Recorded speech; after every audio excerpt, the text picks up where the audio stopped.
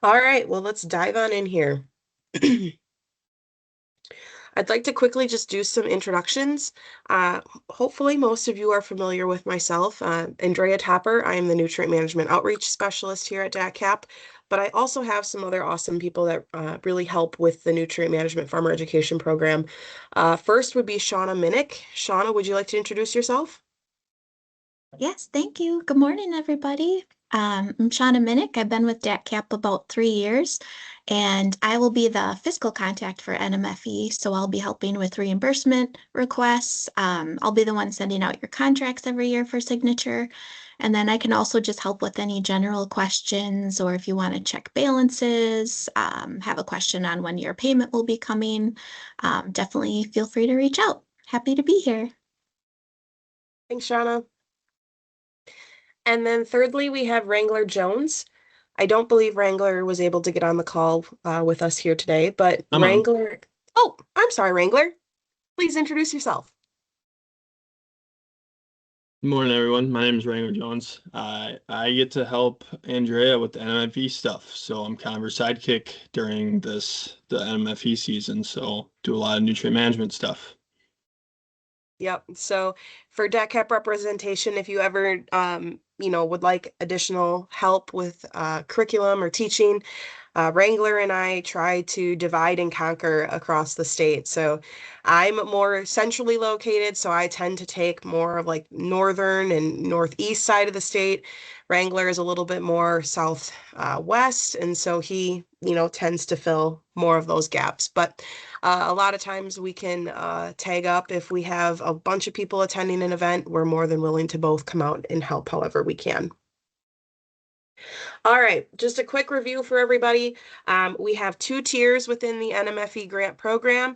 So there's going to be individuals on here that are like, well, that doesn't pertain to me. Hold tight because there are going to be interchangeable things throughout the presentation today. So Tier 1 grants are limited to $25,000 per application.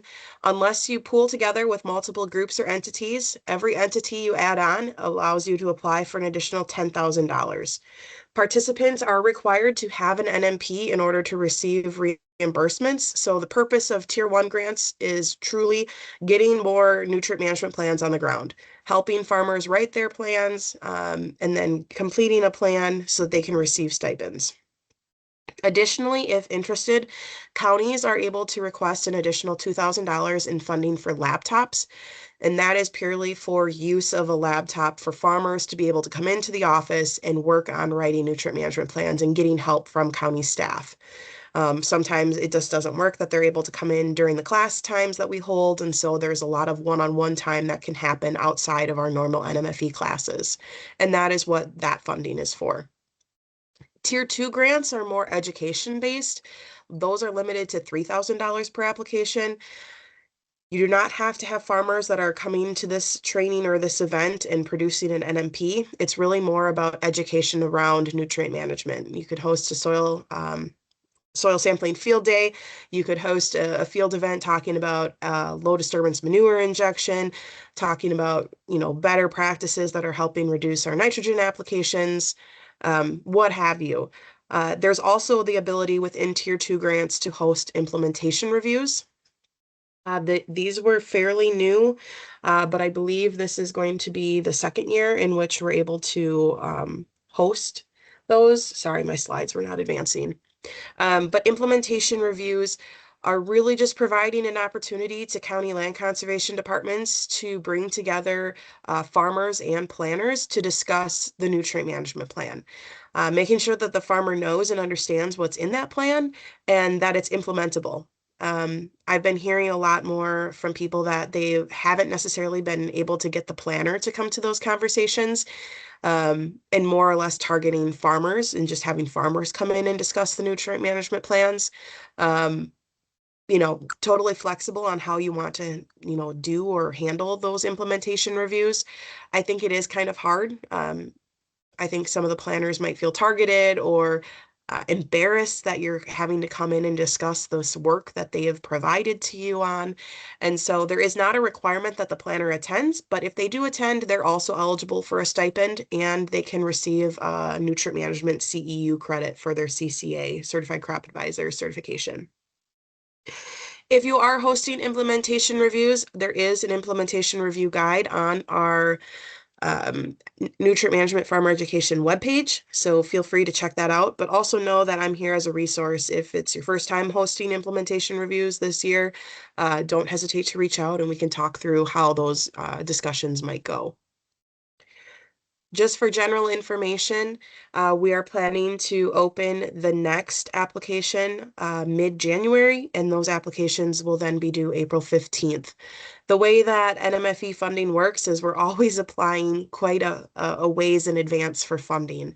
So mid-January, your application that you would be working on would be for 2027 funding. We're currently have people still working on their 2025 grants. We have people who are just getting contracts here shortly for their 2026 grants, but then we also have people who are still working on 2024 funding that they extended here into 2025. So there's a lot of different moving pieces. It's kind of hard to wrap, at least for me, to wrap my head around what is all the different grant dates that we have. And so I always just want to make sure that you're aware that when you're applying for funding, it's always for a jump a year in advance. Any general questions on the grant program itself?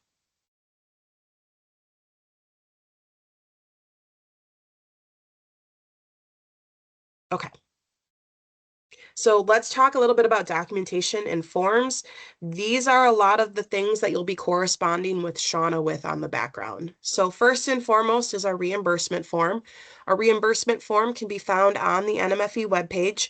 We ask that when you fill out the reimbursement form and send it in, you use the DATCP Soil and Watershed Management email address. Feel free, you can continue sending it to me or CCing me, but if you send it to the DATCP Soil and Watershed Management email address, all of us at DATCP have access to that, so hopefully it's not missed if it's sent to that email. In your grant year, you're allowed to submit 2 reimbursements. The final reimbursement does need to be submitted by February 15th of the following grant period. So for example, we are currently in the 2025 NMFE grant year. Our 2025 grant year ends December 31st of 2025. We then give you a little bit of a leeway to be able to get your final reimbursement sent in to us. So the final reimbursement needs to be sent in by February 15th of 2026 for the 2025 grant period. Additional documents that are going to be required with reimbursement forms are going to be the 590 checklist if you're asking for soil, manure, or participation stipend reimbursements. So anytime that you are requesting a participation stipend reimbursement or soil sampling reimbursements, we don't necessarily need the soil sampling invoices. We need that 590 checklist showing that that nutrient management plan was completed. So again, this is just a quick screenshot of what our reimbursement form looks like. It is fillable and it will also do the math for you in adding up columns, but it is really important that you continue to enter in the zeros in the box cells that you're not requesting reimbursement in. For some reason, the calculations do not like it if you leave blank cells. If you leave blank cells, you end up getting very frustrated and say, Andrea, this form does just not work. It's not adding correctly. I promise the first thing I'm going to tell you when I get that email is, do you have zeros in all of the cells? So in this example here, if you are submitting a reimbursement for your first reimbursement request, in that column that says amount of second reimbursement request, put zeros in there. I know it just kind of is like, why do I have to do that? Again, it's just for calculations to be able to get the calculations to work properly. Just make sure you're putting those zeros in there. Hey, Andrea, I thought of just one Yes. thing to add, if you don't mind, on the reimbursement form. Please. I just wanted to mention too, at the bottom of the form, there's a signature line, but I just want everybody to know that a typed name in that line is just fine. You don't have to convert it into a PDF to be able to include the signature and scan it into us. Just a typed name and date at the bottom is more than sufficient for us. Awesome. Thank you, Shauna. That's extremely helpful. And hopefully we'll save some time on your guys' end too. Some frequently asked questions related to the reimbursement form.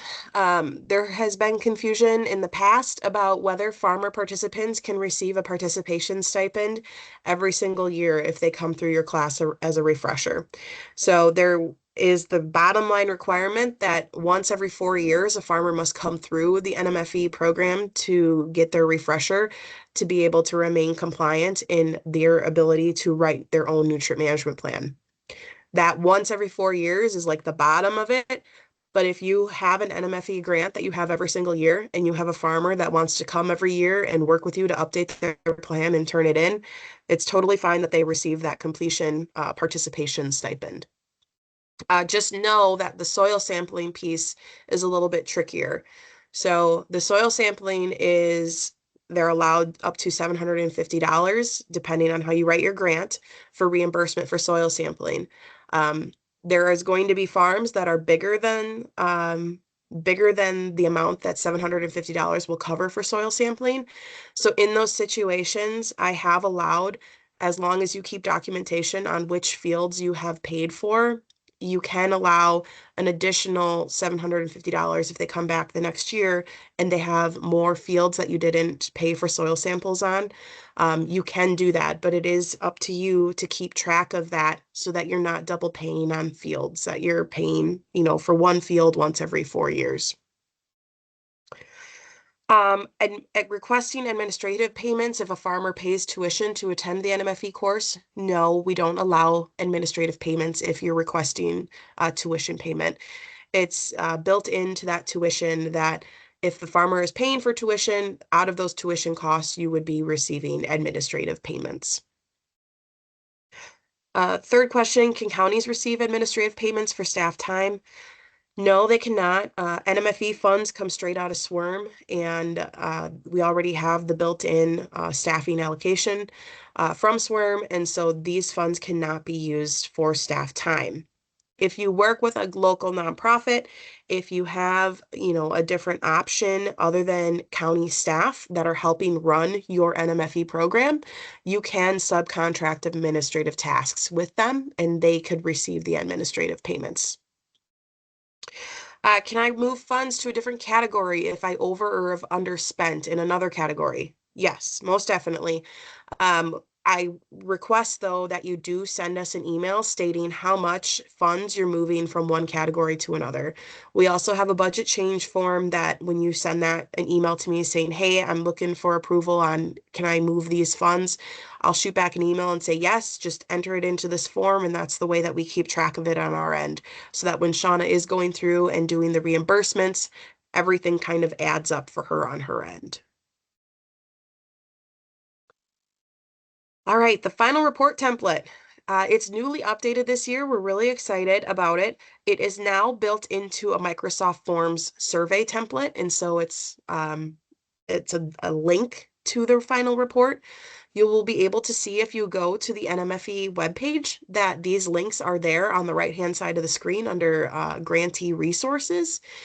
Please note that there are 2 separate final report templates. Because Tier 1 and Tier 2 are so different, I wanted to really save you guys time in the sense of if you're a Tier 1 applicant, I don't want you having to worry about Tier 2 related questions, and same thing with Tier 2. I wanted the reports to be specific to that grant program. So with the Tier 1, please note that the way that the Microsoft Forms works, it does not allow for you guys to upload a document. And so with that, I am asking that you still continue to provide us participant tracking information. Nothing new, nothing additional. It's just going to have to be on a separate spreadsheet other than the final report form that you will be filling out. So for Tier 1 applicants, along with filling out that Microsoft Forms form, I will also need you to email us the NMFE participant tracking log, which can also be found on the NMFE webpage. Tier 2, you just have to worry about filling out the Microsoft form itself. No additional tracking log is needed for you. Similarly to our reimbursement requests, our final reports are going to be due February 15th following that grant period. Again, they can be emailed to that joint DATCP Soil and Watershed Management email address. Again, I say this every year, but truly your comments and suggestions help us with program development. We're constantly talking in the background about how can we change things, how can we make things more implementable, easier for you guys, and useful for farmers. So please continue to send us good feedback. Extension requests. So every year in the first year of your funding, you have the ability to request for an extension. Exciting, we now have this extension request on our website. So again, in that same location where you're going to go look for the final report templates, you're going to be able to see the extension request form there as well. Differently though, this one is going to have a different due date. This one is due on December 31st of the grant year. So for our 2025 grant awardees right now, our 2025 grant awardees on December 31st of this year, you are going to need to submit this extension request to the DATCP Soil and Watershed email address for if you are looking to extend your funds for one more year. So if you have not spent down the entirety of your 2025 award, you are able to extend that for 1 year into the future. And the way that you do that is by filling out this extension request. Please note, we need you to fill this out before the end of the year so that we can move things along on our end. But we also know and understand that you have not completed or submitted all of your reimbursement requests as of December 31st, since we give you to that February 15th deadline. With that being said, err on the side of caution. Fill out the extension request with the amount of money that you could potentially have left over it being extended. If and when you submit your reimbursement request and your reimbursement request no longer aligns with what you requested in your extension request, if your reimbursement is more than you expected or less than what you expected, Shauna is really great at going in there and making sure everything lines up. So when you submit your February 15th reimbursement request, she will use that number of the money that you've requested to alter your extension request. So she will make sure that those align and that those make sense. I believe she also sends out an email to you notifying you that says like, hey, I saw your extension request was for $10,000, but after I completed your reimbursement request, you only have $8,000 left. So we will be extending $8,000. And then if you guys agree to that, good, kosher, we'll keep moving on. But please don't worry about the due date being ahead of the February 15th deadline when you have to submit your reimbursement request, because Shauna will be keeping an eye on that and reaching out to you guys if something doesn't line up. All right. I like to share a bunch of different resources that we have for you guys in offering your NMFE classes. So the first thing that I will mention here today is that the NPM team, the Nutrient and Pest Management team, recently updated all of their slide sets for the NMFE curriculum. They're really, really nice looking. They've toned it down a little bit with some of the information within them, so they're a little bit shorter. Feel free to navigate to the website and download any of those PowerPoint slides. You guys, those are free to use. You can take bits and pieces out of them and make them into your own. However you see fit, those are there to be able to be used by you guys. Additionally, we have the NMFE online curriculum. So this online curriculum is available 24/7. It is a self-paced curriculum where the farmers can sign up for this course through UW Canvas program. They go in and it keeps track of how far you've gotten in the course. So if you have to step away and come back, when you jump back in, it'll pull you into that exact place that you had to stop. Additionally, at the end, a certificate is going to be generated documenting the completion of their NMFE self-paced curriculum. they can then provide to you guys at the counties the certificate as documentation or proof that they completed their online NMFE class. So that's one way to use it is if they can't make it to your class, or you would like to do a hybrid type event where you want them to go to the curriculum ahead of coming to your class, and then your class is a Snap Plus workday, totally okay. Or if you want to be able to log in and access some of these videos and play some of these videos during your class, that's totally allowable. Just know that there isn't a specific one way that you have to do this. These resources that I'm providing to you are just different ways that you can kind of tweak and make things work for whatever works best for you guys. I will also note that this is free. This online course is hosted by the NPM team, and it is free for anybody to sign up for and use. Similarly, in the past, we've offered multiple live webinar style NMFE classes. This year, we are hosting one of them. That date is March 13th. It's going to run from 10 a.m. to 3 p.m. The reason I'm sharing this with you guys is that in the past, there have been tier 2 grants and even tier 1 grants that have basically done a live stream of this webinar and invited their farmers in, ordered pizza, and watched this live webinar. And they've counted that as the curriculum piece for their class as well. So just wanted to throw that out there. This information will be posted on our website here later today. But the link to be able to access to register for this webinar is on the screen. And again, I'll be sharing up my slides here after today. Otherwise, I do know the QR code on the screen is also able to be scanned to be able to register for the March 13th class. Additionally, we have laptops available for NMFE classes. We just got some new ones. It's very exciting. We can get rid of some of our old dinosaur laptops. But if you have a class coming up, please reach out to myself so that I can coordinate to make sure that either myself or Wrangler will be present at that class, but also so that we know how many laptops to bring with us. During the training season, Wrangler and I both have a wagon of laptops, so generally we have about 10 of them that travel with each of us.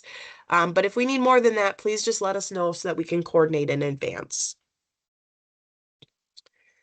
Also, I just want to make a quick mention for Train the Trainer. If you are a newer county staff person and this is your first time that you're hosting an NMFE class, we're here to help you.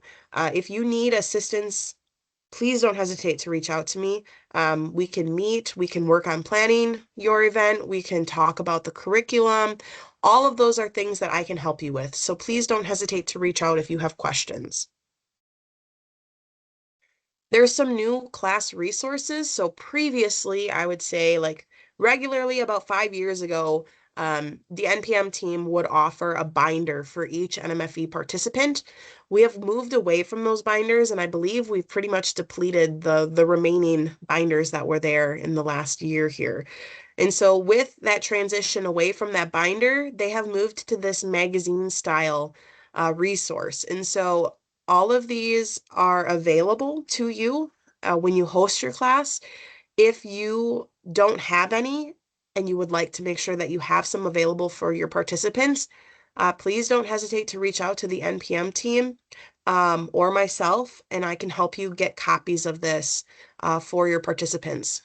So there's 3 of them here. The Nutrient Management Fast Facts magazine is like a toned down version of A2809, which provides us all of the UW fertility recommendations and talks about the nitrogen cycle and also gives us some information on restrictions and just get more guidelines for nutrient management planning.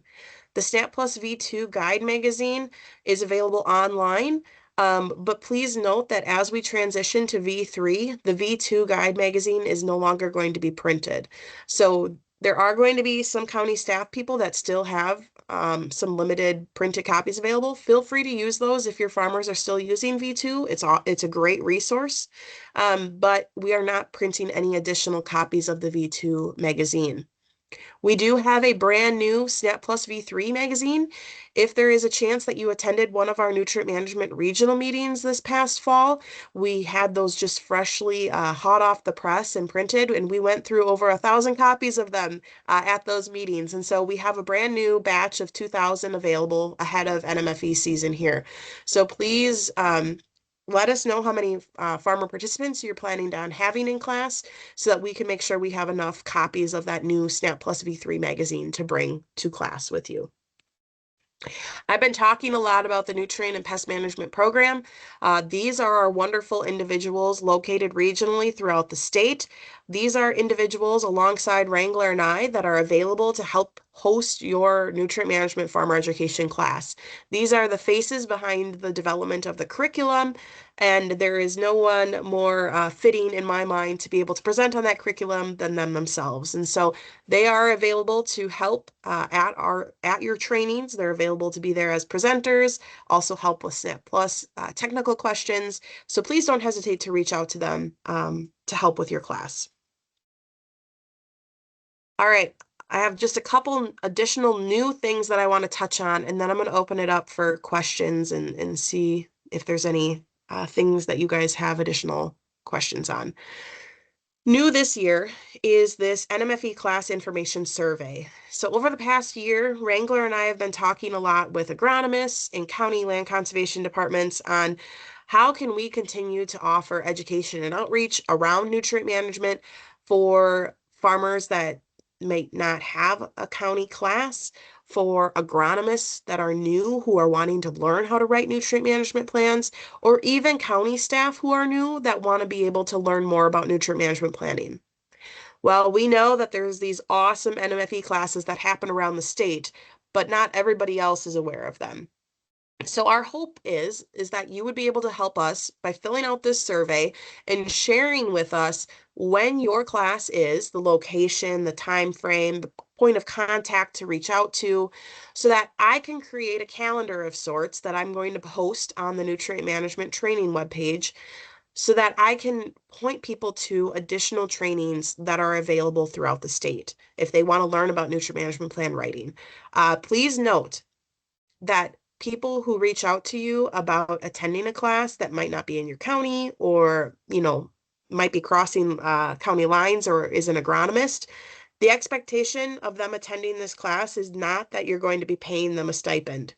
They do not need to receive a participation stipend. They do not need to receive soil sampling stipends. It's more or less that if it's an agronomist or a county staff person, they just want to be able to get some education about nutrient management planning, and they're attending the class just purely to learn and absorb information. There is instances where farmers, I don't know if Travis is on the call today, but I just had some individuals on the northeast side of the state say, hey, we used to go to the Northwest Technical College's NMFE class, but they no longer are hosting it. Do you know where else we could find an additional class? And I reached out to Travis and I said, hey, any chance you have some openings for some cross-county farmers to be able to attend your class? And he was more than willing to bring them on. So I was very appreciative of that. But please note that if you have funding for people who are outside of your county, you can use that funding to pay them for completing a plan. But also know that it is not required that if these out-of-county participants are coming to your class, that you have to pay them for their completion stipends. If you have the money, definitely. I'm all about spending down our grant funds, but it's more or less just kind of as a general service that we're offering the ability to be able to come and attend classes outside of their county. I don't have a deadline set on this, but it would be helpful to have this filled out sooner rather than later, so that I can work on getting that calendar built out. All right. Probably the thing that I'm most excited about to share with you guys today is that there is going to be ability with our 2026 funding, so the contracts that Shauna is currently working on, to allow for transfers between NMFE awardees. Now, what does that mean? In an instance, so I've been picking on Travis, so I'm going to continue picking on him. For example, Travis has over 60 farmer participants that come through his NMFE class. And being a single entity, well, I guess he's a dual entity, so he's eligible for up to $35,000 because he partners with another operation. He's eligible for $35,000, but sometimes he has more participants than what he's allowed, than what he has funding for.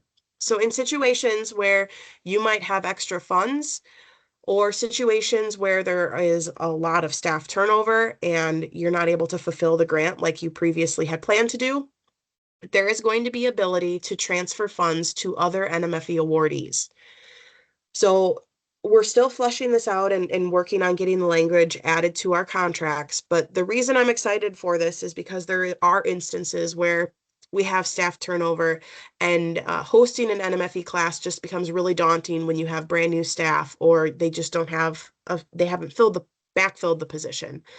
My hope is that this will help in reducing unspent funds, but it will also allow for people who are doing really great things to be able to continue doing really great things and continue growing their program. There is going to be the limitation, though, that tier one funds can only be transferred to tier one awards. So you can't say, okay, well, I have my tier two grant of $3,000, but I would really like, $10,000 more dollars to continue doing the effort that I'm doing within my tier two grant. I'm going to see if anyone with tier one funds can throw me $10,000. That's not going to be able to happen. It's going to be in line. So tier one money can transfer to another tier one awardee, and tier two money can transfer to another tier two awardee.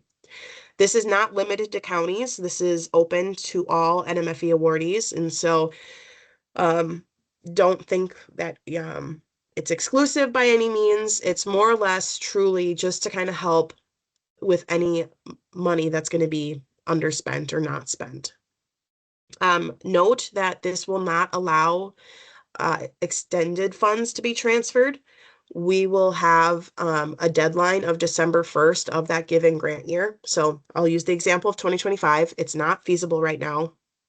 It's only going to be in 26, but for our mindsets, we're currently in the grant cycle of 2025. If you received a 2025 NMFE grant and you are knowing that you're not going to be able to spend all your money, or you had some staff changes happen, you would need to submit a transfer form by December 1st to be able to transfer your money to somebody else within the NMFE program. It cannot be on extended funds. We need to make sure that we're only transferring funds within that given grant year cycle.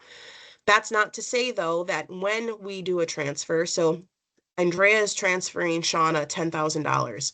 We fill out that form December 1st of 2025 and have it submitted. That does not mean that Shauna has 31 days to spend that money before the end of the grant year. Shauna then, as long as she receives them and like the transfer is approved, she is able to extend those funds 1 year. It's just the fact that we have to be able to transfer those funds before we're extending them. So I will make sure to create an explicit timeline of all things related to NMFE and break down how these transfers work and provide more guidance. We've been working hard on this in the background, and I finally just got approval late last night that I'm able to share this with you.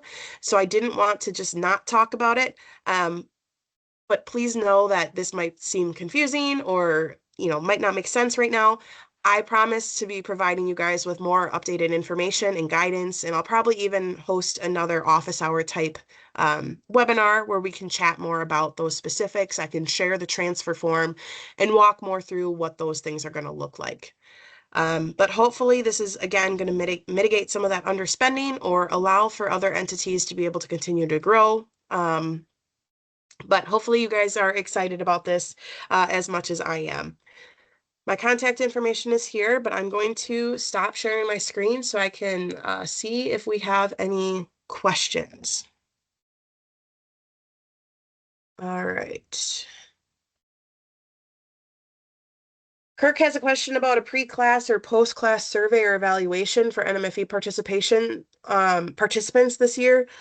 No, I do not have one. I have tried to do a couple different versions of this, and it hasn't been well utilized. I think we will definitely be looking at adding one in again next year as people begin to do more transitions to version 3. I think that'll give us a good opportunity to gauge how are we doing with our education around this transfer to version 3.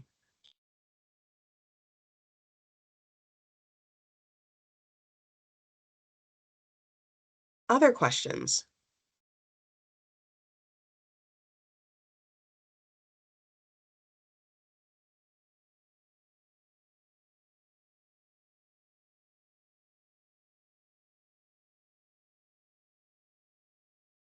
Okay. Well, I'll be here. I still have, another 24 some minutes penciled in to stay on the call here, but I will stop the recording if we don't have any questions. But feel free to reach out to any of us and ask questions. If things come up, we're just an email or phone call away. But I'm going to stop the recording here now